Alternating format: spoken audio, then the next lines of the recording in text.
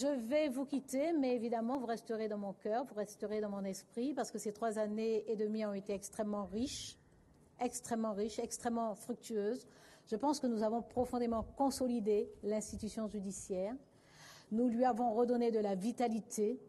Nous l'avons modernisée. Nous l'avons conduite à réfléchir sur elle-même. Nous l'avons conduite aussi à recommencer à être fière d'elle-même. Je pense que ça a été un grand ministre et qu'elle restera un grand ministre de la Justice.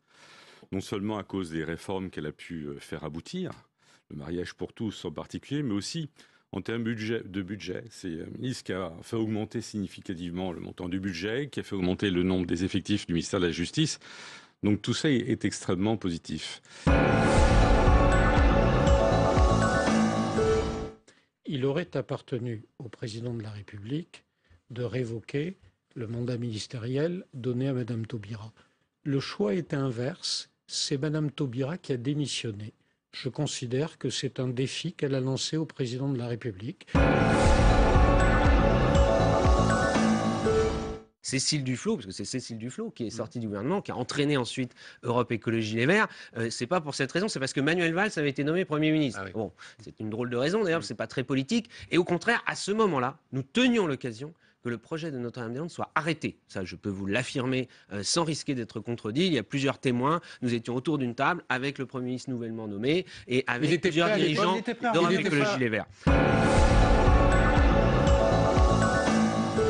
Moi, je crois que la déchéance de la nationalité va dans le bon sens. Le Front National la réclame depuis des années et des années, donc on ne peut que s'en féliciter. Maintenant, ça ne réglera pas l'intégralité du problème du terrorisme. Il faut s'attaquer et des radicalités religieuses et islamistes en particulier. Il faut s'attaquer évidemment à la question des frontières à laquelle on ne touche pas aujourd'hui. Il faut sortir de l'espace Schengen. Il faut rendre des moyens à la police et à la gendarmerie. Il faut fermer les 100 mosquées salafistes qui sont encore ouvertes aujourd'hui. Qu'attend le gouvernement pour bouger sur ces sujets? Voilà. Et il ne faudrait pas que ce soit que de la com et uniquement de la com.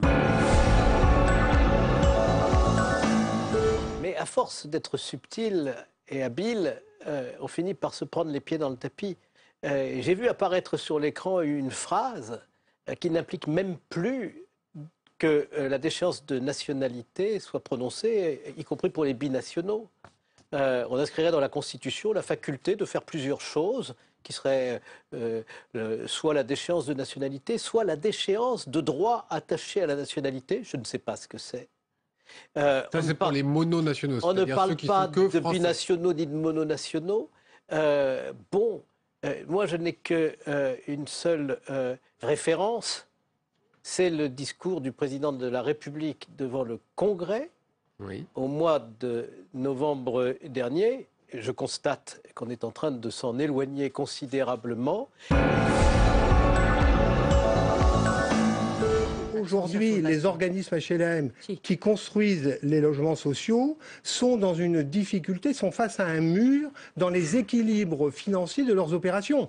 Ils étaient aidés hier par l'État, ils ne le sont plus ou quasiment plus. Ils étaient aidés hier par les collectivités locales, ils ne le seront plus. Et ils mettaient énormément de fonds propres dans ces opérations. Et malheureusement, leurs fonds propres sont en train de diminuer. Nous allons donc beaucoup moins construire dans les années qui viennent. Donc c'est un véritable cri d'alarme qui est lancé. Mais vous savez, pour construire du logement, il y a un premier élément majeur, c'est la confiance.